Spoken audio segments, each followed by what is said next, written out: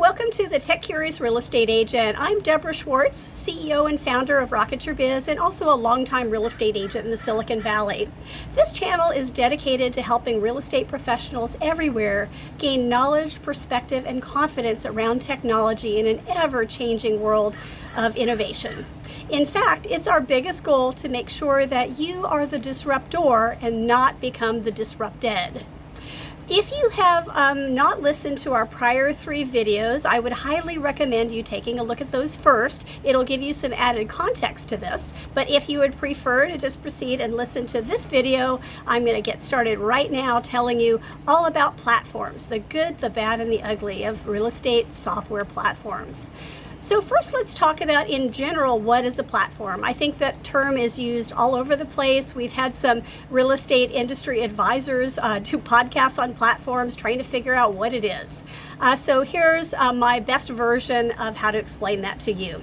So a platform is a technology in which you can involve 2 or more sides to benefit each other. So for example, you might have an Amazon where you have consumers on one end and you have vendors on another end. In addition to there being 2 or more parties on either end, you also have the ability to, from the platform, to reap extra advantages for either side or even both sides. And we'll get into that a little bit more about that particular thing. In addition to that, that platform becomes something that creates network effects, which is an exponential benefit to all of the parties involved and primarily to the vendors. So in other words, the more consumers you have on one end, the more benefit that the vendors have, and the more vendors that come onto the platform, the more benefits that a real estate agent or a consumer have. So here's some examples of some platforms that you might not even think of as platforms. So for example, your smartphone is a platform. There's all kinds of apps on there that you can select from. It's basically a marketplace. And then there's added value by the more applications you have, the more things you can do with your phone to be your primary device when you're mobile and out and about.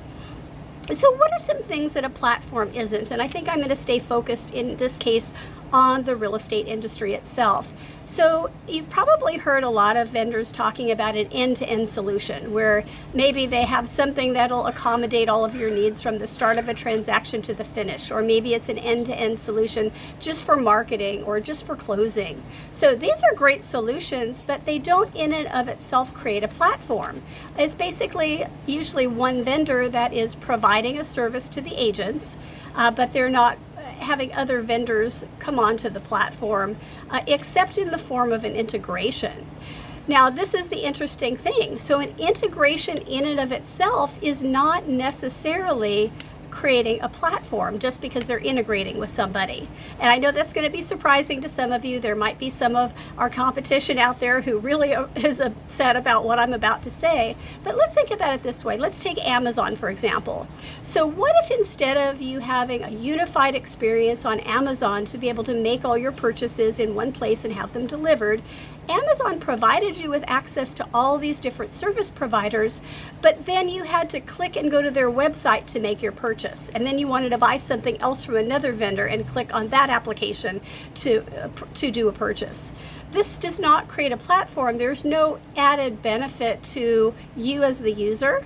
And there is an added benefit of those vendors being able to be exposed through the Amazon platform, but they're still not entirely providing their services through that platform. So that's the reason why Amazon has you do everything through them.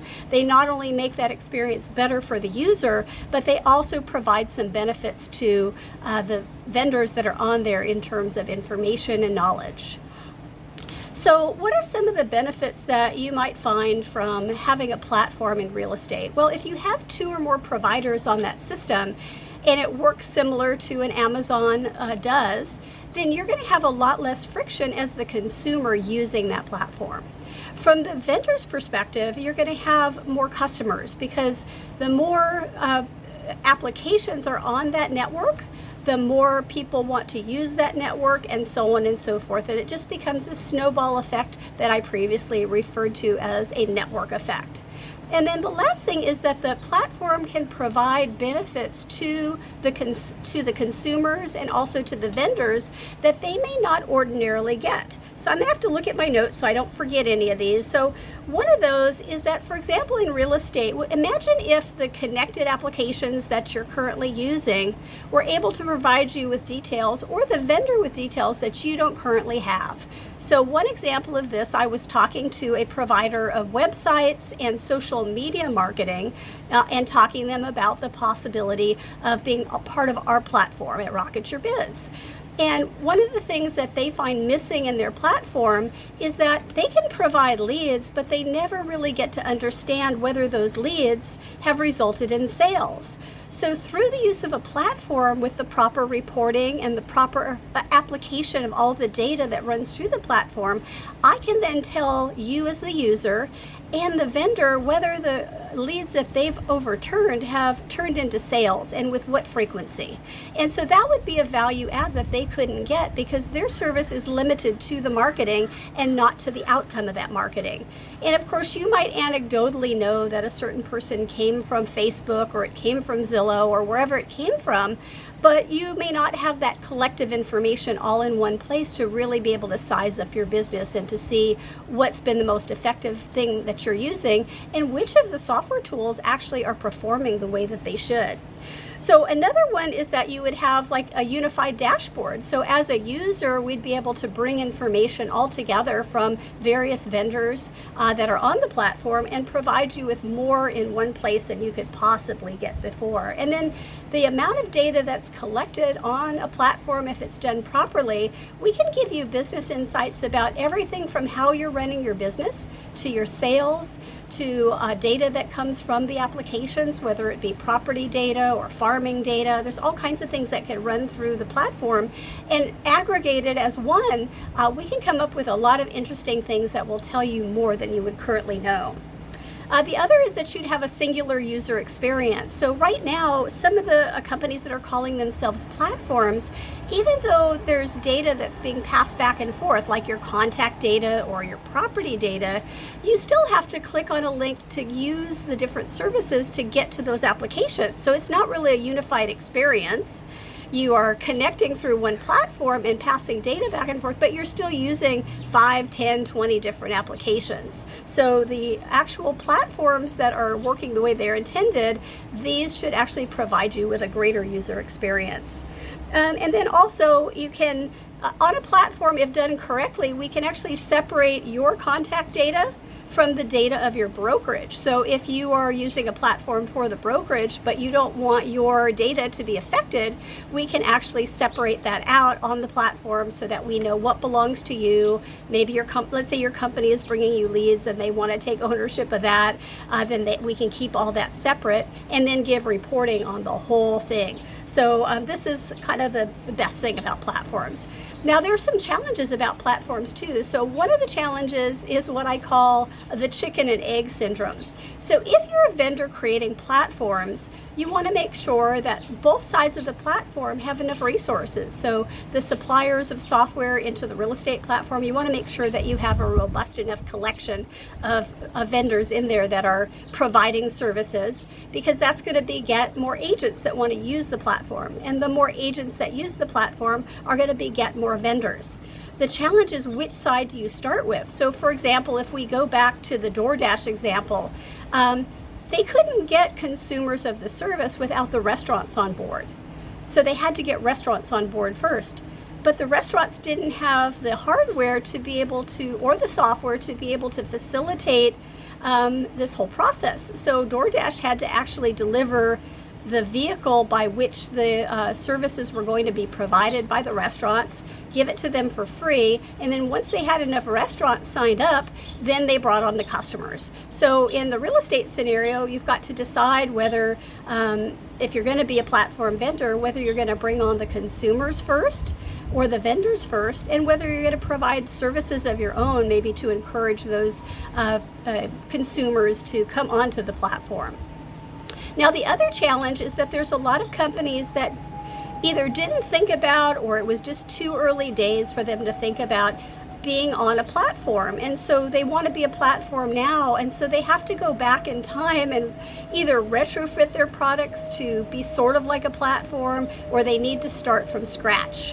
And so that is a big challenge right now, and we see in the marketplace that different technology companies and brokerages are buying technology from different vendors, but they weren't built to work together, and so they're going to have to either build a platform to place everybody on, or they're just going to have to cheaply connect it from one to the other using a connector. We call it API or an SDK, but it's hard for them and expensive for them to go back in time and try to create a platform in the most effective way.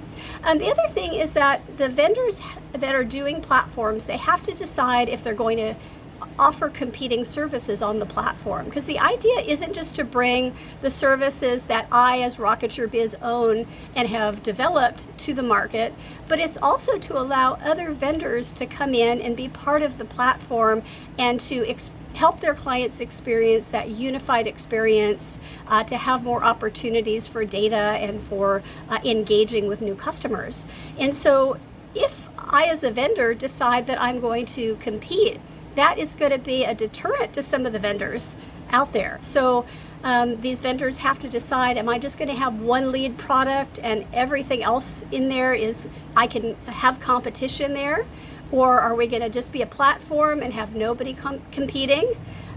Or am I going to have a bunch of products and then maybe I just want to infill with other kinds of products that don't compete with anything I'm doing? So these are all decisions that have to be made, and why you might see certain software on a platform and not others.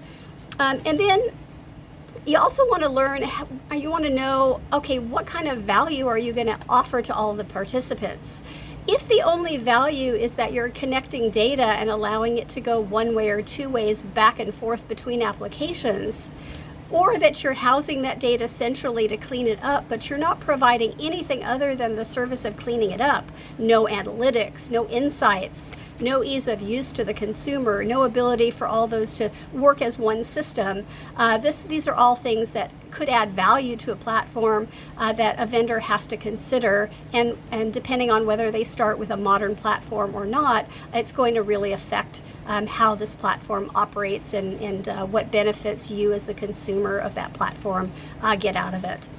So before closing, I just wanted to talk to you about one other thing, and I want you to remember not to listen to the false prophets. So I'm sure you've all, as real estate agents, been in your neighborhood that you know really well, either where you live or where you farm, and you've seen some random sign in front of somebody's house with that rider that says area expert on it. And you go, I've never even heard of that guy. In fact, he's new in my office and just got his license 5 minutes ago. It's wrong for him to post area expert on top of there. Well, the same thing holds true for platforms. You're going to see a lot of people talking about how they have a platform, and they don't really have a platform.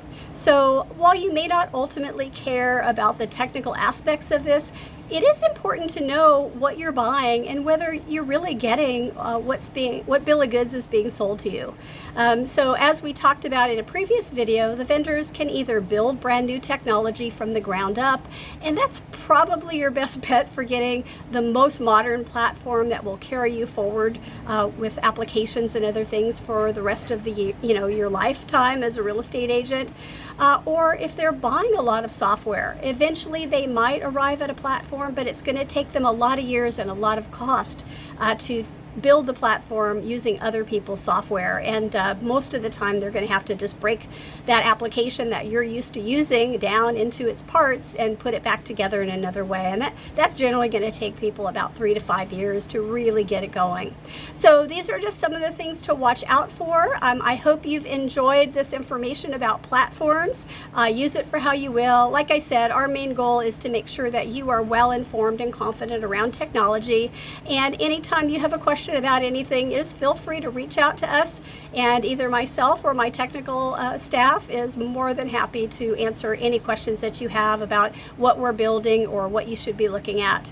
Anyway, my name's Deborah Schwartz with Rocket Your Biz. I appreciate your time, and this is the end of this fourth video in this series, and we hope to be bringing you a lot more interesting topics in the very near future. Take care and be well.